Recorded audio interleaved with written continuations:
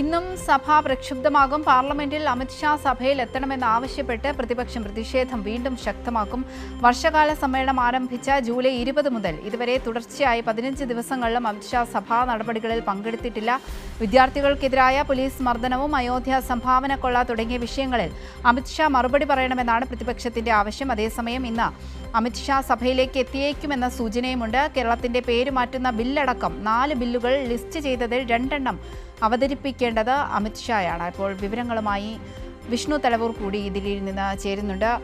വിഷ്ണു, ഇന്നും സഭ പ്രക്ഷുബ്ധമാകുമെന്ന് വേണം കരുതാൻ. ഈ വർഷകാല സമ്മേളനം ആരംഭിച്ചിട്ട് ഇതുവരെയും അമിത്ഷാ സഭയിലേക്ക് എത്തിയിട്ടില്ല. ഇന്ന് എത്തുമെന്ന സൂചന കൂടിയുണ്ട്. അദ്ദേഹമാണ് ഇപ്പോൾ ഈ ക്ഷേത്രക്കൊള്ളയിൽ ഉൾപ്പെടെ ഈ ജന്തർ മന്ദിറിൽ നടന്ന വിദ്യാർത്ഥി പ്രക്ഷോഭങ്ങളിൽ പോലീസിന്റെ അതിക്രമത്തിൽ ഉൾപ്പെടെ അമിത്ഷാ മറുപടി പറയണമെന്ന് പ്രതിപക്ഷം ആവശ്യപ്പെട്ടിട്ടുണ്ട്. ഇന്ന് അദ്ദേഹം എത്തുമെന്നാണ് കരുതുന്നത്. എന്താണ് വിവരങ്ങൾ?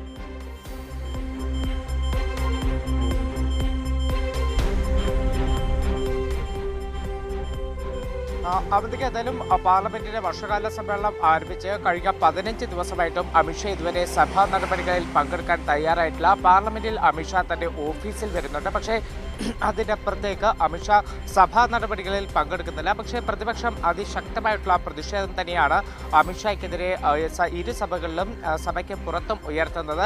പ്രതിപക്ഷം കൃത്യമായി തന്നെ ആവശ്യപ്പെടുന്നത് കേന്ദ്ര ആഭ്യന്തരമന്ത്രി അമിത്ഷാ സഭയിലെത്തണം. അതോടൊപ്പം തന്നെ വിദ്യാർത്ഥികൾക്കെതിരായിട്ടുള്ള അതിക്രമത്തിലുൾപ്പെടെ മറുപടി പറയണമെന്ന ആവശ്യമാണ് പ്രതിപക്ഷം ശക്തമാക്കുന്നത്. എന്തായാലും ഇന്നും ഈ ഒരു ആവശ്യമുയർത്തി ശക്തമായി പ്രതിഷേധിക്കാൻ തന്നെയാണ് പ്രതിപക്ഷത്തിന്റെ തീരുമാനം. ഇനി വർഷകാല സമ്മേളനം അവസാനിക്കാൻ 4 ദിവസം മാത്രമാണ് ബാക്കിയുള്ളത്. ഈ 13-ാം തീയതിയാണ്, അതായത് ഈ വരുന്ന വ്യാഴാഴ്ച വർഷകാല സമ്മേളനം അവസാനിക്കും. അപ്പോൾ അതിനു മുന്നേ തന്നെ അമിത്ഷാ സഭയിലെത്തി ഈ കാര്യങ്ങളിലൊക്കെ തന്നെ മറുപടി പറയണമെന്ന ആവശ്യമാണ് പ്രതിപക്ഷം ശക്തമാക്കിക്കൊണ്ടിരിക്കുന്നത്. അതോടൊപ്പം തന്നെ അമിത്ഷാ സഭയിൽ എത്താനുള്ള സാധ്യതകൾ ഈ വരും ദിവസങ്ങളിൽ നിലനിൽക്കുന്നുണ്ട്. കാരണം FCRA ഭേദഗതി നിയമം അത് കേന്ദ്ര സർക്കാർ ഈ സമ്മേളന കാലയളവിൽ പാസ്സാക്കിയെടുക്കാനുള്ള നീക്കം നടത്തുന്നുണ്ട്. അപ്പോൾ അങ്ങനെയെങ്കിൽ FCRA ഭേദഗതി നിയമം അവതരിപ്പിക്കുന്നതിന് വേണ്ടി അമിത്ഷാ സഭയിൽ എത്താനുള്ള സാധ്യതകൾ നിലനിൽക്കുന്നുണ്ട്. പക്ഷേ നിലവിൽ ഇത്തരത്തിൽ FCRA ഭേദഗതി ബില്ല് അവതരിപ്പിക്കുമെന്നതിൽ കേന്ദ്ര സർക്കാരിന്റെ ഭാഗത്തുനിന്ന് ഇപ്പോൾ ഒരു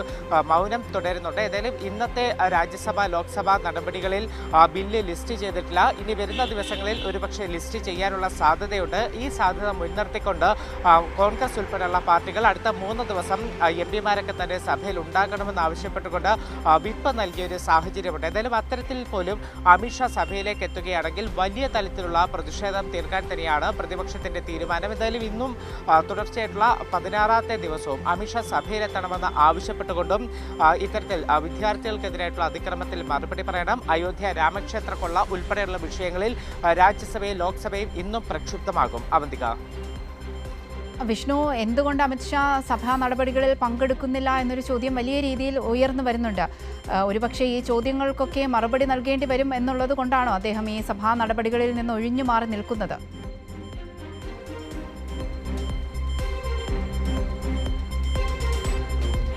അവധിക്ക് എന്തായാലും അമിത്ഷാ എന്തുകൊണ്ട് സഭാ നടപടികളിൽ പങ്കെടുക്കുന്നില്ല എന്നതും വലിയ തരത്തിൽ ഉയർന്നു വരുന്ന ചോദ്യമാണ്. കാരണം അമിത്ഷാ സഭയിൽ പാർലമെന്റിൽ എത്തുന്നുണ്ട്, അമിത്ഷാ തന്റെ ഓഫീസിൽ എത്തുന്നുണ്ട്, കൂടിക്കാഴ്ചകൾ നടത്തുന്നുണ്ട്, NDA പാർലമെന്ററി പാർട്ടി യോഗത്തിൽ പങ്കെടുക്കുന്നുണ്ട്. അതോടൊപ്പമാണ് കഴിഞ്ഞ ആഴ്ചയാണ് വിവിധ സഭാ അധ്യക്ഷന്മാരുൾപ്പെടെയുള്ളവരുമായിട്ട് അമിത്ഷാ FCRA ഭേദഗതി ബില്ലിൽ ചർച്ചകൾ നടത്തിയിരുന്നത്. അപ്പോൾ ഇത്തരത്തിലുള്ള നടപടികളിൽ എല്ലാം അമിത്ഷാ പങ്കെടുക്കുന്നുണ്ട്. പക്ഷേ രാജ്യസഭയിലോ ലോക്സഭയിലോ സഭാ നടപടികളിൽ പങ്കെടുക്കാൻ മാത്രം അമിത്ഷാ എത്തുന്നില്ല.